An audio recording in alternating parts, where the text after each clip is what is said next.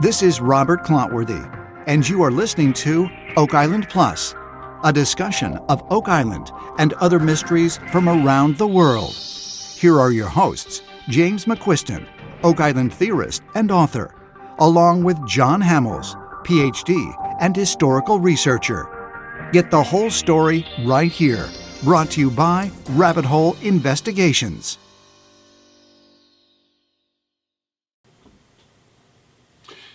Welcome back, everyone, to Oak Island Plus. I'm Doc Hamels, right along with Jim McQuiston. Jim. What are we going to talk about today? We're going to talk about the actual curse of Oak Island. The curse. The curse. Show. Good news. I've done some of my own independent research, and I'm going to propose the answer to the question. And oh, no. Did you do some while we were I did since last month? A ton of research on it. Yeah. Well, we'll find out, folks, at the end of the show where we end up, because I got some really good ideas. So, Jim, I also wanted to share with everyone, as we do every month, the idea that we're kind of humbled every month that people watch our shows, they leave great comments, and one of the comments that I really liked was that someone said that the whole treasure of Oak Island is not the gold and stuff, it's the history of Nova Scotia, the island, Mahone Bay, all that sort of thing. And I think we've come to a point that we're historians that have built a video library, right? Yes. And people can use our episodes for research. And I know that a lot of folks that are interested in Masonic groups, the Knights of Malta, are looking at our videos a lot. So if 2 years ago we had started out and we thought, well, it'd be nice if we had a few thousand views. And here we are almost 2 years later. And do you know what the number is today? 96,000 plus. 96,000. And subscribers over 2,230 subscribers, which is like, I say this every month, but I just can't believe it. So anyways, things are going well. And if you are just watching us for the first time or you haven't done this yet, please hit the subscribe button. We'd love to have you as one of our subscribers. And it helps our status on YouTube. And then since we last saw you, we did some work with Chris Carrozza, right? Yes, Chris, that was great. Yeah, and so Chris developed a couple of shows called Further Light, and it's posted at the College of Freemasonry at the Grand Lodge of New York.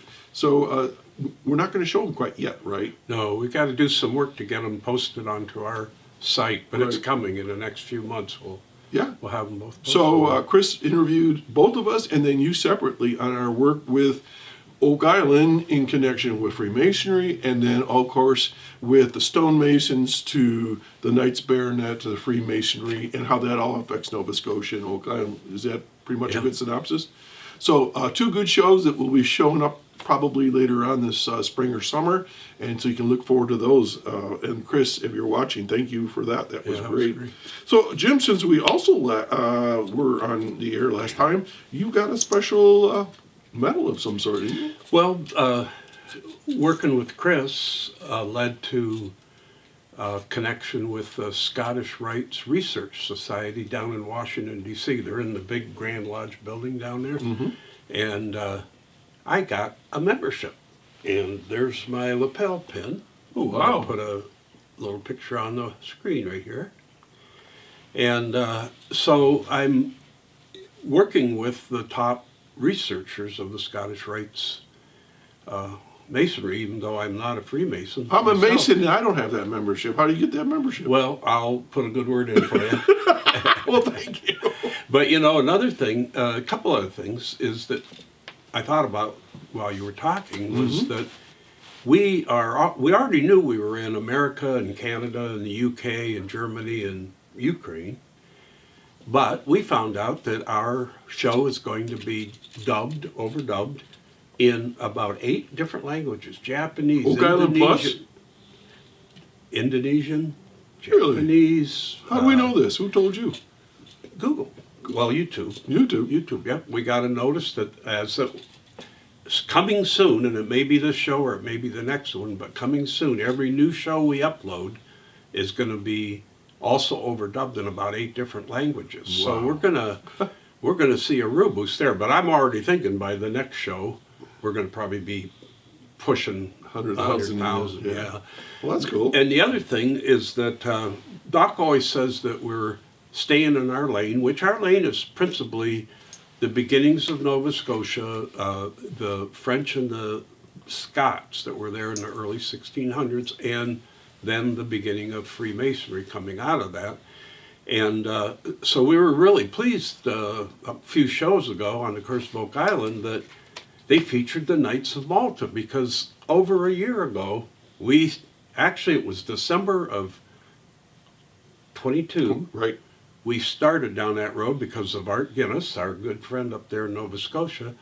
And then about a year ago, we had a two-part show. It's the only two-part show we've ever had. And we episode 12 and episode 12.2. We pulled out the stops on the Knights of Malta, and it finally made the show. So we're glad that it did, because it needed to be revealed, but also that kind of points out that when you're watching our show, you're getting information that isn't out there generally. You look at the H.O. stone and our work on that H.O. stone. Right. Nobody has ever said what we said about that or proven what surveyors we proved about it. And so we take this research seriously. Both of us research. Doc's got a PhD. You have your own PhD of life. Society of Antiquaries of Scotland, but then we get help. We get people like Art, or like other people. Ted Erskines, or post things on their websites, and we drill down. So when you see the show, it takes about an hour. Roughly, our show's an hour, but there's weeks and weeks. And I think there was one subject we went for 3 months on. Oh, easy. Trying to nail down what it was. So we're just doing our best. We're just a couple of rural guys here that hopefully we have a brain between us, and we're trying to do the best we can. So, so the curse. So is that where we're going? Yeah, that's where we're going. All right. So I said, here's my thoughts. Since we talked about we were going to talk about the curse of Oak Island, we thought, well, where did that come from? So here's my top 3. You ready? Okay. Okay. The first one is, we always hear that when somebody buries treasure, like the pirates, they put a curse on it. Whoever digs this up and it's not me, they'll lose their teeth and hair, and all their children will die, and all that stuff. So we've said that the Knights Baronet may have left treasure, huh? Yes. Yeah. And maybe they put the curse. So maybe that's where curse comes from. So there's one. Second one, historically, whether it's indigenous people anywhere in the world, or in North America, and in this case the Mi'kmaq, I thought, well, maybe they were getting really upset with the European invasion of their land, and they put a curse on the island because they were people coming in there and taking over things. So that's my second idea, that the curse of Oak Island might be from the Mi'kmaq. And my third, which is my favorite of all, Jim said we stay in our lane. Scots. Scottish people are hugely superstitious. And did you know that the play Macbeth, which takes place in Scotland, had a curse on it? No. Because Shakespeare, and supposedly some of his work is buried on Oak Island, right? This is what they say. He used the witches and used a real spell, and the witches of Scotland got mad and put a curse on Macbeth, the whole play. Wow. Besides that, there's all kinds of other superstitions, but the only one I want to point out is, did you know that there's a card that when you're playing cards, it's called the Curse of Scotland? Yeah, Nine of Diamonds. So my feeling is that the Curse of Oak Island has to do with the original folks that came to Scotland that got ticked off because they got kicked off the island by the French or in Nova Scotia, and they cursed the place, and that's where the Curse of Oak Island came from. Those are my top 3 ideas. Wrong. What do you mean wrong? Well, there is no doubt. Curse of Oak Island. There is no doubt that people have put curses on other people. Jacques de Molay. Yeah, de Molay. On the king and the He Pope. sure did. And that worked out pretty good. Yeah, it did, actually. And, we're not trying to decide whether curses are real or not. We're just trying to decide where the idea of the Curse of Oak Island came from. Did you like my choices? They were pretty creative. Yeah, they were creative. But you're saying maybe not. Well, we're calling this show The Origin of the Curse. And you can see it on this slide right here. And what? This is our 23rd episode, by the way. We only have one more, and then we've been here 2 years. Wow. And we still haven't figured out what we're doing. But anyway, we're going to start out, and you hear this with the beginning of the show every time. On this slide on the right, you see the memorial, and I've stood right there looking at that thing. And these are the 6 guys that they know died actually working on some project on the island. And so it's been around for 230 years, and to find treasure, or at least an answer to Oak Island, people have been known to have died while searching. And the last 4 names on this list, you'll see, there's 2 Restalls, and then there's Cyril Hiltz and Carl Grazer. Well, those folks all died on the exact same day. And the story is that they actually weren't searching at the moment. So it's kind of hard to decide, if you died thinking about it, would that count? But what was happening was Robert Restall, the father, was heading into town to get supplies. And he realized that the pump in this one shaft wasn't running, or was running rough or whatever. He went down it to fix it. He collapsed. His son went down. He collapsed. 2 other gentlemen went down and collapsed. A 5th guy went down, and he held on for dear life down there. And unfortunately, 4 of them passed away. Now, the Carl Grazer was actually a partner of the Restalls, and the other gentleman, Cyril, was a helper. But depends on how technical you want to get on this, because they weren't searching at that moment. They were trying to fix a pump that wasn't working, and the end result was they felt that it was the gases from the pump that did them in. But before that, Maynard Kaiser was the first to be named when a boiler exploded in 1897. And then another gentleman fell in a shaft in 1861. And there is this legend about the McGinnis family member who died in a shaft. And so it could be, we don't know, but it could be that that's the gentleman or the young boy that fell in. Family just didn't want to talk about it. It would be normal not to want to talk about it. And that's why the name itself is missing. But there's another, I've seen it twice in old newspapers, where 3 guys were in a shaft when the water came in and they didn't make it out. We don't know names, and I can't find the actual papers anymore, but I did see them. So we don't really know. The big question is it because it's a big operation, or is it because there's an actual curse? That's what's the question in this whole thing. So these gentlemen, 6 of them, have perished on the island. On the island, supposedly in the middle of physically searching for treasure. And no one else has died on that island? Well, other people actually, about 14 people have died there. Doug Kroll did a list of them, but they weren't searching at the time. Okay. But then it gets you into the question of people like Fred Nolan and Dan Blankenship. You know darn well they never quit thinking about the treasure. In their mind, they were still searching for that treasure. And so it's really hard to get that defining line. But, I looked up the definition of a curse, and it's a solemn utterance intended to invoke supernatural power to inflict harm or punishment on another person. So you could see, like your examples you gave, if you're touch gonna that steal my treasure, boy, you're dying. Yes. But the Oak Island curse, which we hear every week when we watch the show, 6 men have met their death digging for treasure on Oak Island. According to legend, 1 more must die before the treasure can be found. So someone must have uttered a curse.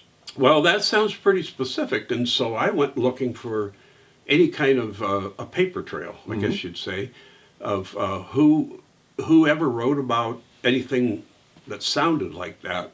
And I found some really interesting stuff, and that's what we're going to do. So You'll notice that we have slides with some text on them, and we've done that quite a bit, and it seems to be popular because people like to go back and stop the slide and read it, or read it while we're talking, to really get in-depth understanding of what we're talking about.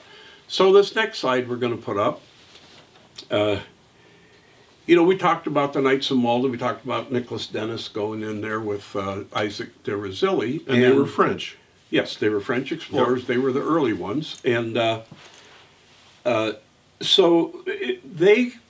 had superstitions because you're in a new place. You don't know the area. You're always on edge. Mm-hmm. And they were followed by Scots and even by Germans that settled Lunenburg. And so, as you were saying earlier, superstitions are big time. Pretty rife. That you have to explain things somehow, so people explain them, through superstitions. And of course, at the time, witchcraft trials were going crazy. Yeah. And even James the First, who wrote, who commissioned the Knights Baronet and who gave Nova Scotia to William Alexander, he actually wrote a book on witchcraft, and he felt that the witches had put a curse on him.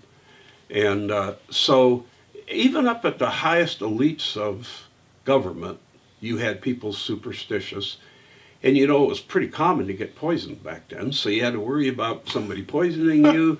You didn't stand a chance. It was just a tough time. And men that surrounded King James, such as William Alexander, made several comments about paranormal beliefs. And David Ramsay, he was the fifth Freemason. He used to use wishing sticks, whatever you divining rods. Yeah, divining rods, to look for treasure for the king. He did it. He's recorded this 3 times. One time they were doing it, and a big wind blew up and scared them all. They got the heck out of there. So the stage was set for these people. They didn't come over with all their wealth. They came over with some, obviously, but they were there to struggle with the wilderness, and they were just scared a lot, and they were under a lot of duress. Well, even today, you see people, they won't go under a ladder, or a black cat goes. Yep. I mean, I'm talking about today, 2025. You knock salt over, you put it over your shoulder or whatever, or don't put shoes on a table, or don't stir your cup with a knife, because a life of strife and all those crazy things. My grandmother was big time on all that stuff. Unfortunately, I got 2 black cats living in my neighborhood. Yeah? There's 2 ways out, and I swear they know which way I'm going to take. They're waiting for here you. Comes another black cat across the road. It's crazy. So, people's minds play tricks on them or whatever. But the earliest mention of anything of this nature that we found was when we were studying Isaac de Razilly and Nicholas Dennis, and they went into Mahone Bay, and the Mi'kmaq that took them in there, here we go, they told them about an island where if you walked on it, you would get itches in bad places. Let's just put it there. That was one of my choices. They didn't mention that it was Oak Island or anything, but it was an island, and we know for a fact that they were near Oak Island because they wrote about how deep the water was at the mouth of Gold River. Now, these weren't called by those names at the time, but by his geographic description, we know that they were there. Just for the sake of review, Jim, for folks that are maybe new to what we've been talking about, de Razilly and Denys were the French Knights of Malta folks. Yes. They came in and were given the task of removing the Scots, or the Knights Baronet settlers, in 1632. Yep. Okay? So remember, folks, it was French, then it was Scottish, then it was French, and it went back and forth. And that's why a lot of times you see some of the artifacts on these islands from all these different groups. And that's one thing that we discovered that is not written about anywhere, but there was actually, in essence, a knighthood battle in Nova Scotia. It was the Knights of Malta, as you said, against the Knights Baronet, and the Knights Baronet lost. They got the last 42 of them got put on a ship and sent back to England. At least they didn't kill them. There's a point that we made a long time ago, and maybe we digress just for a moment, but if I'm not mistaken, Queen Mary of Queen of Scots, she was French and Scottish. Yep. Yep. And there was this alliance between the two countries that a lot of people don't realize. So maybe these guys weren't so much at odds. It was just like, you've been told you got to go and we're coming in, or I don't know. They certainly would have known each other. In the old days, they had what they called the Old Alliance, or the Old Alliance, where it was like NATO. The French and the Scots made a pact that if England attacked either one of them, they would attack. Right. And actually, that didn't end until Mary Queen of Scots was forced to end it. So, and even in William Alexander's book that he wrote about the colonies, encouragement to colonies, right. he writes in there about he wished that the old agreement that they had would come back, and he said, at least the French haven't been too mean to us, basically, is what he's saying. So you're right, they were vying for leadership there, but they weren't like being really cruel to each other. So I thought, well, we got to get something better than just this island that makes you itch. So do we know what caused the itching? Was it a curse? Well, they didn't say the word curse. Oh. But they said that just don't walk there. You won't enjoy walking there. Oh. So the oldest one that appears to come from Jothan Macaulay, who was the leader of one of the early money pit digs. And he wrote a letter in 1862, and he really didn't write it to a newspaper. He wrote it to this gentleman that was trying to start a historical society, the first historical society there. And that gentleman took it to the newspapers. But in it, he said that people were reluctant to go to the island to help Daniel McGinnis, John Smith, and Anthony Vaughan due to a, quote, a kind of superstitious dread. Now, he didn't say the word curse, but he said the word superstitious dread. So that's the oldest record that we can find of any kind of a curse. Superstitious dread would be like a bad feeling? Yeah, a bad feeling, but not necessarily a curse. Oh. So we had to dig further, and the next one we found was in 1895. This Mather de Brazé, Easy for you to say. Mather de Brazé, he wrote a book that's referred to a lot. It's called The History of the County of Lunenburg, and he states, quote, many of the original German settlers had a superstitious belief in omens, charms, and witchcraft. The Germans were not the only persons among whom the superstitions were cherished.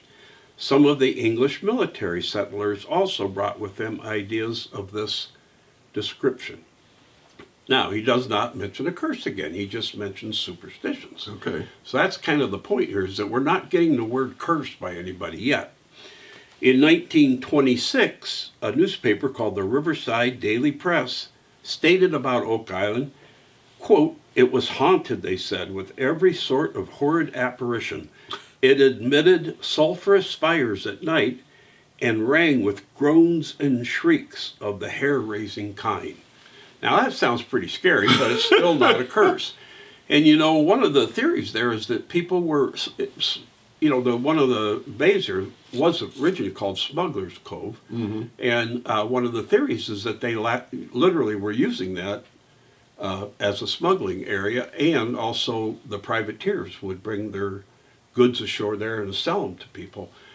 So naturally there could be fires there at night. People would see lights out there, and they might hear a groaning of a ship or something like that. Early on, when they first discovered the so-called money pit, the three guys that came over, they said they saw lights at night, right? Yes. So something was going on. So I suppose superstitions and, people would make up stories to keep people away, perhaps. Yeah. But nobody says, I'm going to curse this island or anything like that, right? Right. Okay. So then about 12 years later, or 8 years later, whatever, I can't do math, but in 1934, Frederick Griffin wrote, quote, I would like to say that there is a legend that when the last live oak trees on the island die, that means Oak Island, Oak Island will yield the secret of the treasure. But I heard no such legend. This was a non-existent prediction or prophecy, but it wasn't a curse. And it wasn't even a prediction. Where does this come from? He wanted to spice up his article that he wrote, and he said, I'd like to say that, but I heard of nothing like that. So that legend was just a thought that he just threw out there in his article. But it did get picked up on by people and thought to be real, even though he admits right off the bat it wasn't real. So we finally get to the word curse. All right. Now, this guy named Thomas Leary, not Timothy Leary, but Thomas Leary, he wrote this very, very small book. You really have to kind of call it a booklet on Oak Island, and he had gone to the island. This was in 1953. He'd gone to the island, poked around. There wasn't anybody there. He met up with Gilbert Hedden in New York City and interviewed him, and then he wrote this little book. And some people say that it's riddled with errors, but I always look at everything like there's some value in. These people didn't just. If he wasn't going to write something that was relatively real, he would have just sat in his bedroom at home and wrote it. You know, they took the effort to go all the way up to Nova Scotia, did the research, go to the Oak Island, go all the way to New York City, and so he wrote the first word that I could find that had anything to do with a curse. And so he wrote, one autumn day in 1795, the soul of some long dead spirit stirred, and perhaps laughed at the tricks that it and fate were to play on 3 country boys from Nova Scotia. The 3 boys were the crew of a rowboat on Mahone Bay, 50 miles southwest of Halifax. The restless spirit was, of course, guarding the treasure it had buried on one of the islands in the bay. A pirate. There is an island for every day in the year in these waters, which we now know is definitely not true. And pure chance was steering the boat towards Oak Island. The spirit's task of guarding was an easy one, for it had labored long and mightily in its lifetime to place its curse on these and other treasure hunters to follow. Now the question is, by curse, is he implying just difficulty in finding the right island and then finding the treasure, or about somebody dying while they're hunting for it? He's not specific about it. But whatever, this was the first time that the word curse that I could find was associated with the island, and that was in 1953. This sounds kind of dramatic, the way he wrote that. Well, yeah, he's talking about a restless spirit and all that. So it's still like he's trying to enhance his little book. Yeah. Is the way I look at it. It sells better that way. And that might be kind of the motive for a lot of these things that we're going to be reading here, because people like to sell magazines, they like to sell books, they like to sell TV shows, things like that. And, the spookier you make it. I always get a kick out of every time they're out hunting Bigfoot. It's in the middle of the night with infrared cameras. I mean, why don't you just go out in the daytime and you won't fall as often. So, in 1958, a man named Bill Burrid had a TV show called Treasure. And this gentleman named Commander Ian Murray, and he was very That's a cool name. uppity. I mean, he had a nice commander's outfit on and everything, He seemed like a nice guy. But he appeared on Treasure, and he talked about a prediction that, quote, when the last of the oak trees on Oak Island falls into decay, then and only then will the treasure be found. Well, you can see that he was just going back to that comment that other gentleman made. That nothing new there. That person said was not a true comment. So things get multiplied or built on, copied. He was basically repeating Frederick Griffith's 1934 wish that he had a legend like that. So it's not a curse. Nobody's going to die. Just trees. And it wasn't even a legitimate legend. It was just something that was made up. Okay. So we move forward. Here we go. And on February 3rd, 1963, the National Enquirer, a newspaper that would have jumped at the chance to talk about a curse, it runs a story about a curse. It ran a long article on the Restall efforts on Oak Island. This was before they passed away. Right. not one mention of a curse in that article. If anybody was going to have a curse, it would have been the National Enquirer, the curse of Oak Island. Absolutely. But They would have really they jumped on it. They didn't have it. So then what happens? Well, we get to the famous Reader's Digest article that brought we Fred heard a lot there, about and Dan this, there, yeah. and the Laginas, and this was what sparked my interest. I read it as a kid. A lot of people did. In fact, I think it's one of the most influential articles ever written when you consider how many people spent their lives there and their treasures. It was written by David McDonald, by the way. He was on the Curse yes, of Oak I've seen Island him, one yeah. time. So the Reader's Digest issue that featured this Oak Island story, it was January of 1965, and I turned 15 the next year. I'm reluctant to admit that, but the article was titled Oak Island's Mysterious Money Pit. Mysterious. And again, there's, superstition type thing about it, but it does not mention a curse. It's the most influential article ever written about Oak Island, does not say a word about a curse. So as of 1965, no curse so far. No curse of Oak Island. And Okay. in that lower corner there, you can see that's the actual article. And I remember reading that when I was a kid. I was so thrilled about it. So now we're getting into the more modern era. Okay. And on this next slide we'll put up here, in 1967, a mention of a 7 must die curse is finally found in an article published in the magazine True, a men's magazine, even though the same magazine published an article not mentioning the curse just 10 years before that. The difference was the 1965 Restall tragedy, which took the lives of the 4 men, as we talked in the beginning. And the author, his name was Sibley, he writes, "They say they are convinced the deaths were purely accidental. But along the Nova Scotia shore, the people who have lived with Oak Island all their lives are restless. They are a charming people, but are uneducated, suspicious, and highly superstitious." Ooh, that's cruel. Yeah, it was kind of you could have left the first Uneducated. part off Jeepers. about being highly uneducated. But anyway, so he's attributing it to just the mindset, you might say. Do you notice in all these statements, it's always he said, they said. They never give us the name of who said what. Yeah, It's always they said this. We want to know who said Who it. said it? We want to Was know. it Jacques Inquiring minds want to know. de Molay or... Yeah. So nothing specific yet.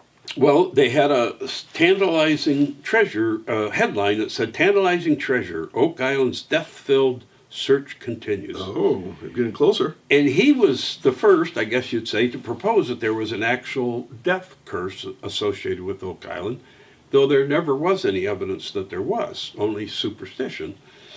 And he writes of a comment by a distraught woman who states, quote, "Legend says that 7 must die before the treasure will be found. One died 100 years ago." Now, at that point, actually 2 had died. In a boiler explosion. Now 4 more are gone. Maybe someone wants that treasure badly enough to see that 2 more will die. And so she's not, first of all, she's the girlfriend of one of the guys that died. Oh, okay. So She's distraught. very upset. He's talking to her on, I believe, her front porch. And he wrote another account of this where he says that she just made an offhand comment. What do they want? 7 people to die there before they'll quit looking for treasure? You know, it was an offhand remark. But being a good journalist for True Magazine, he took that and ran with it and said, there's a curse that 7 must die. And she's ticked that off and island. upset, and she calls it that cursed island. The Cursed Island, and that became the curse of Now Oak I'm going to Island. go back again. And so she says, I guess she says, or he says, legend says. Well, what do you mean legend? Where did the legend come from? Right. Nobody says where the legend comes from. And that's why I scoured all these books. I scoured magazines, books, whatever I could find, and I think I've got them all. And if somebody has one that predates all of this, let's say 1967, send it in on the comments. Yeah, love to because see it. we want to know about it, and we'll investigate. We that adjust too. accordingly. Okay, so we're getting closer to the idea of a curse. Yes. But this is from one woman that's upset about losing a significant other. Yes. Okay. We put on the curse. So, I really enjoyed the show when it came on. I used to love Leonard Nimoy and his In Search Of. Yes, and the flute music. And oh my God, I got some of the best naps ever in my life. I'd be listening to something about Bigfoot, and the next thing you know, I'd be snoring. But this was in 1979, and he mentions the 7 must die curse. So now it's starting to pick up speed here. We're talking about Spock? Yeah, Dr. Spock. And despite many who believed this, the curse wasn't made up for the Curse of Oak Island TV show. Okay. It was already out there. It was out there at least by 1979 as a legitimate curse. But again, as you pointed out, he states a local legend says the mystery treasure of Oak Island will be found only when 7 lives have been lost. But that's what the woman said earlier about losing her boyfriend. And they obviously based this not on local legend, but on True Magazine. It was just building. It was snowballing, this whole curse thing. So by 2004, an article appeared in Rolling Stone magazine with the headline that began, The Curse of Oak Island. So that's when that phrase was coined, and that was in 2004. Then in 2014, the show, The Curse of Oak Island, 10 years later. started, yes. Oh. But they're basing it on past articles and shows, on Leonard Nimoy's and on the True Magazine. So all of this talk of 7 must die, it's all modern. It all started in 1967. Well, the girl's my ideas. Coming forward. And it's written by people selling magazines, books, and TV shows. And it may be kind of like the old parlor game where I tell you a secret, you tell it to our cameraman Randy, he tells it to 10 other people that are sitting out there in the audience. Gets a little twisted. Comes back around to me, and I'm like, I didn't ever say that. It's that kind of a thing. So it's maybe a combination of that and the need to try to sell something of interest. But anyway, so those are the only records that we could actually find of any mention of superstition, curse. Obviously the story about the trees was not true. That was, somebody said he wished that he had that. And so the oldest mention of anything associated with the actual curse was in that little booklet from 1953, but then it was expanded to the 7 must die in 1967, and it didn't take long for a lot of other people to jump on the bandwagon. But in saying all that,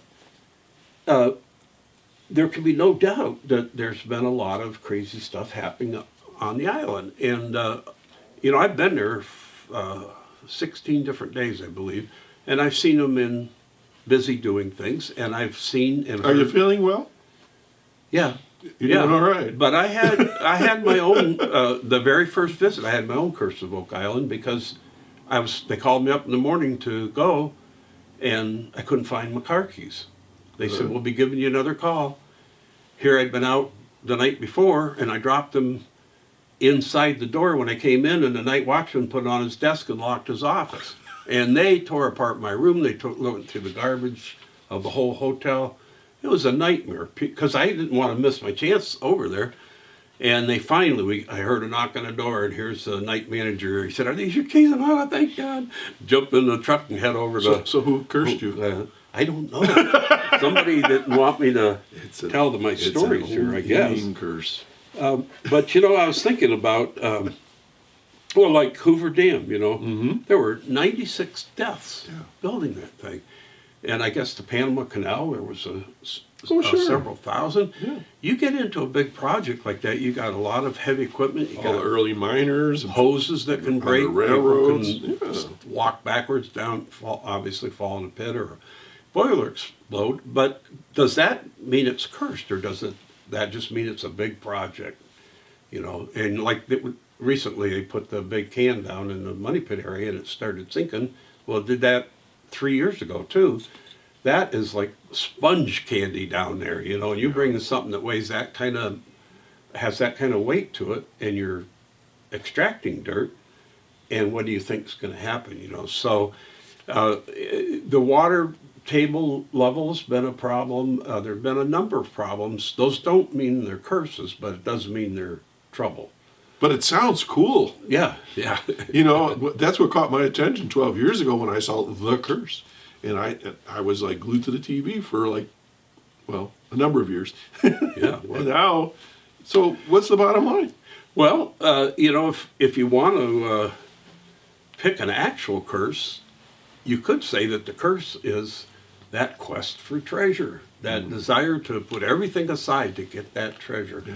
And so many people have done it. A lot of people have died in the mountains looking for gold. Like gold fever. They've jumped each other's claims. Yeah. It's the whole history of gold mining, particularly, is just filled with people meeting bad ends, Mm-hmm. And were they all cursed?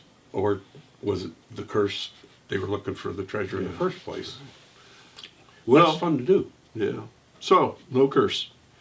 Well,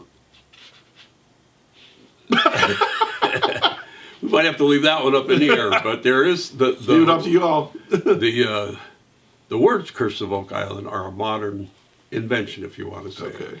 it. There's obviously trouble that happens. It happened to me. I've seen it happen to others. Yeah. So we hope that we cleared up some mystery there, because there was no local legend. There's no record anyway, let me put it that way. There's no record of a local legend of a curse of 7 people must die. There is a lot of local superstition. They're two different things. So, when it's all said and done, we don't think it was necessarily any of the indigenous people. We don't think necessarily it was the Scots. We don't think it was necessarily a pirate. We don't really think that's anything other than superstitious behavior and people's imaginations running wild and selling good press. And naturally occurring problems with any big project. And this is certainly a big project there. Well, Jim, you completely destroyed my research. Thank you. Oh, I'm sorry. But that's what we do. We have fun. So what do you think? I think we call it, eh? Yeah, and we could just say that we're not out to dismantle any kind of story or anything. We're on the search for the truth. We don't like loose ends, and just from the comments we get from people, there's a lot of people that don't like loose ends, and so we're just trying to tie them up and make some sense of it all. There's a lot more story to tell. There's still a ton of mysteries to solve. We'll be on it for maybe another 2 years. Who knows? Okay. Well, we hope you enjoyed this episode as we delved into the curse of Oak Island. And if you have comments, as always, please feel free to post them, and we take them serious and we discuss them. So I'm Doc Hamill signing off, and Jim McQuiston, be safe out there. You can't never tell. And we'll see you next time. Take care. Bye-bye. Bye.